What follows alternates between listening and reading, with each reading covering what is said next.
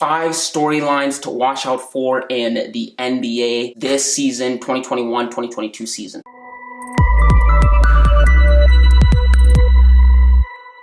Hey guys, my name is Emmanuel Camia and welcome back to the channel. If you are new to the channel, make sure to like and subscribe. I make videos here on the NBA. I give takes, I give opinions. So if you like that kind of stuff, make sure to hit the subscribe button and leave a like. And aside from that, let's jump into this video. So the NBA is finally back. 2 days ago, the NBA returned, and with that, a lot of things are happening. I'm excited.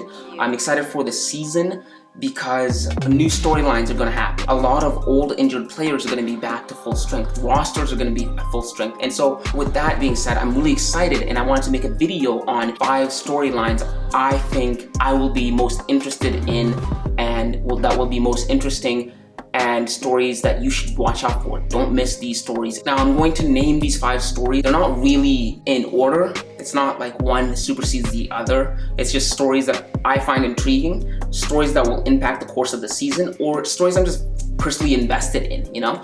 So yeah, and so without ado, let's jump into this. The first storyline that I want you guys to keep an eye out for has to be, of course, the Los Angeles Lakers. Now in any year, any team with LeBron on it will get the main storyline privilege coverage, you know, that you will get. LeBron's going to be in a news cycle 24/7. But this year is very important and very special in particular. It's very important and very special in particular because of all the things that are happening around LeBron, right? We're seeing a lot of stuff happen to LeBron for the first time. We're seeing LeBron age way more than he has in the past, right? And then another thing is LeBron's finally paired up with his old friend, rival, and fellow class of 2003 NBA draftee, Carmelo Anthony. Now remember, these guys, when they came into the league together, they were rivals. They were both equals, right? And now, Carmelo has to come in and subjugate himself, be under LeBron, you know, defer to LeBron and acknowledges LeBron's team. And although Carmelo might not be as good as LeBron, right, it's at some point, the pride, right, that you used to feel that that's my rival, but now I have to join with him. I have to acknowledge that he is the guy, right? Kind of like what Rondo did, right? Rondo used to battle LeBron all the time when Rondo was in Boston and LeBron was in Cleveland. But now Rondo has to fully acknowledge this is the guy. He's better than me, right? And so I'm interested to see how that dynamic is going to work out for LeBron James, Carmelo Anthony, and the Lakers, right? And not to mention the fact that Russell Westbrook is also now on the Lakers and he's playing with LeBron James. This is something new for both Russell and LeBron. This is going to be a challenge for LeBron, playing with Russell Westbrook. We saw that opening night the other day. Russell didn't have a good outing. And so this challenge of having to play with Russell Westbrook is going to be very, very interesting for LeBron, and I want to see how that plays out for them. You know, Russell Westbrook's a very hot-headed player, and you see this seep into his style of play. He does what he wants on the court, and that may lead him to make bad decisions, hence turnovers. But he's very stubborn, right? He's very stubborn and very hot-headed in how he plays, and I want to see how his personality meshes with that of a LeBron, right? The guy, the apex, you know, alpha guy on that team, with how it'll mesh with Anthony Davis. Anthony Davis has got to get his touches. Well, he defers shots to Anthony Davis, right? People on a team have got to get their shots. Carmelo's got to get their shots, right? And one person I want to see in particular Russell Westbrook interact with will be Rajon Rondo. Now, Rajon is very similar to Russell Westbrook in a sense that Rajon is also very stubborn. He's also very hot-headed. You just go ask Chris Paul what he thinks of Rajon Rondo. They're very alike, right? And they play the same position. So I want to see how they are going to interact with each other. How Russell is going to interact with everybody else on that team. How Carmelo is going to find his role on a team that is run by a guy that used to be his rival. That's very interesting for me. Also, I want to see how good will the Lakers be, right? The Lakers are old, right? The Lakers, despite all the guys that they have, they are an old team. I want to see how that is going to play out. They're old. They have LeBron James and Russell Westbrook on that team, and those guys aren't particularly the best shooters. So, you know, I mean, Skip Bayless calls them LeBrick and Russell Westbrook. I want to see how that plays out. How good can they be with that deficiency of shooting and with their old age? So that is a storyline I want you guys to keep an eye out for. I'm very interested in it, and all those questions I asked, I want to see if they can answer them, right? And so I want to move on to the next storyline, the second storyline that I'm interested in, and that has to be the ever so controversial, always in the limelight, always in the news, Ben Simmons and the Philadelphia 76ers. Now, as you all know, the debacle, the drama between Ben Simmons and the 76ers has been completely, excessively published, scrutinized, and documented. You all know where it stemmed from. It stems from last year after the playoffs, in which Doc Rivers and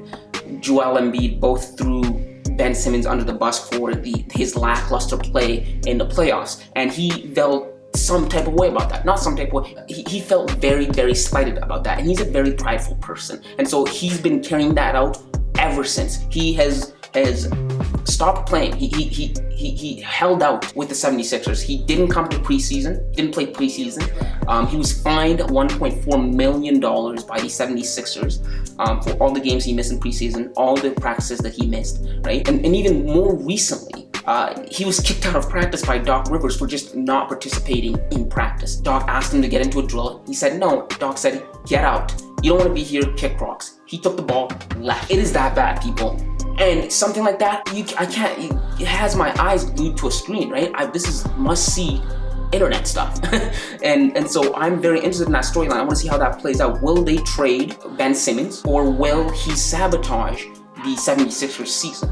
I don't know. He seems very, very staunch on the fact that he does not want to play for the 76ers. And neither party wants to budge. He's not budging. And so I want to see, how is that going to play out? How is that going to play out for the 2021-2022 season, right? That's going to impact the East a lot. They're a much better team if Ben Simmons plays, right?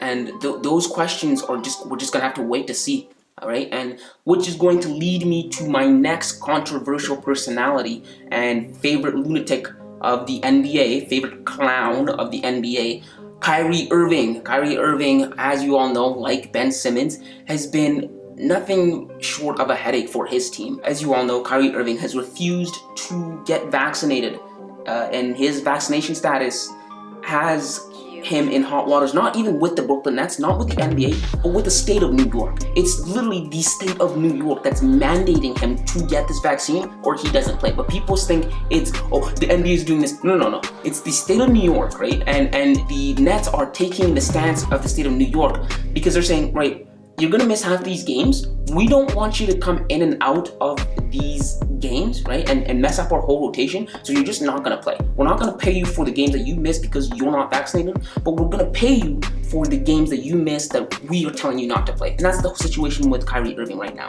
He is very staunch on his stance to not get vaccinated and not play. And in fact, he just missed a game the other day.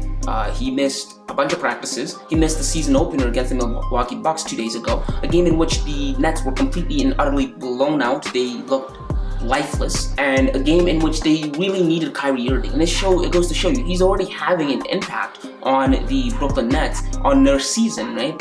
And it asks a lot of questions. Do you just move on from him? Do you just get assets from him? And in fact, I actually made a video about that. I'll leave a link in the description down below about the potential of trading Kyrie Irving.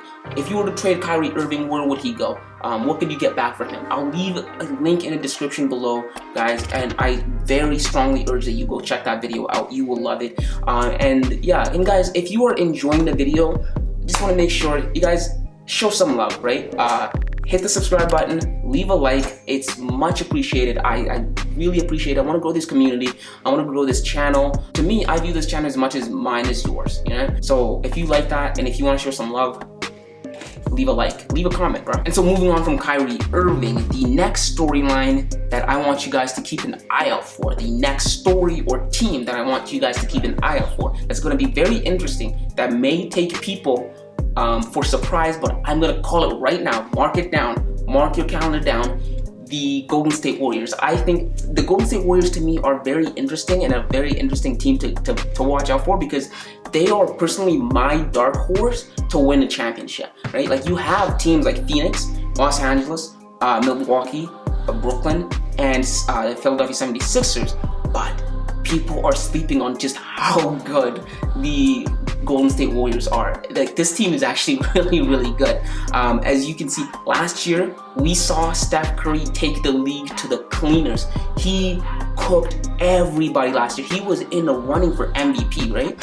And actually, I just watched the Golden State Warriors just utterly dismantle the Los Angeles Lakers at home in a season opener, in which they made the Los Angeles Lakers look really dumb, right? Like, LeBron was the only person on the Lakers to score more than 10 points.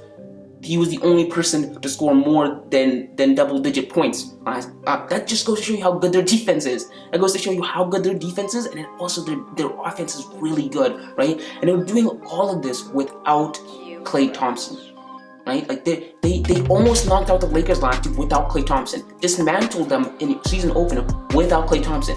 We're seeing Steph Curry return to 2016 vintage Steph. And it's a scary sight to witness for opposing teams, right? This is a guy, he just came off of a triple-double against the Lakers, and he said, I played like trash. Yet, I think 26, 10 and 10, or 21, 10 and 10. 21, 10 and 10. And he said, I played like trash. That's a triple-double. That goes to show you what's to come in the upcoming season. I can't wait to see how they're going to be impacted when Klay returns to the roster, right? This is a team, I think, that is clicking on all cylinders. They're firing on all cylinders, you know? Jordan Poole, they all look good. Andrew Wiggins looked amazing. Andre Iguodala doesn't look old. He gave 12 points, and that's all they need from him, right? Everybody's looking good, and be on the lookout for this team, guys. Watch out for this team. Do not sleep on this team. And with that being said, this is going to lead into my very last headline, very last team that you should watch out for. They might be in a news cycle a lot, and that team, and a lot of people are going to appreciate this, that team is going to be the New York Knicks. Last year, the New York Knicks emerged as a playoff team for the first time since 2013, and the whole city of New York, everybody in the league loved it, right? This is a team that has been deprived of being winners for so long, and unfortunately, even though they made the playoffs last year, they were bounced out in the first round by the Atlanta Hawks, right? And I'm intrigued to see, where do they go from now on? Right? Where do they go up? Do they drop again? Where will they go from now on, right? In the off season, they made some acquisitions. They went out and got Kemba Walker, right? Derrick Rose is looking healthier than I've ever seen him, right? I'm watching him make LeBron-like blocks on the glass, right? He looks super healthy. RJ Barrett looks like he's improved. Randall looks even better than he was from last year. In fact, they just played a season opener against the Boston Celtics, in which it went to double overtime. This is a team that's showing me they can play situational basketball, right? Went to double overtime. They won at home, right? And the whole city of New York went nuts. They haven't seen this type of New York basketball in so long. This type of New York Knicks basketball in so long. It's interesting. It's so interesting. And where do they go from there? Where do they go from that? You know what I mean? They won in double overtime, right? And so, where do they go from now on, right? And these are just some of the questions that I have, guys. What will happen? Will the Warriors win the championship as a dark horse? Will the New York Knicks become one of the best teams in the league? Will the Lakers work out? Find out next time on a newest episode of Big Talk. I'm just kidding, guys. But honestly, those are just my thoughts on the whole NBA and the storylines that I'm excited for. Or I know you guys are excited for the NBA to be back. I'm very excited for the NBA to be back. And if you want a bunch of content on the NBA weekly. So guys, make sure to tune in, hit the subscribe button, leave a like, and click here to watch how the Toronto Raptors are changing the game of basketball. And aside from that,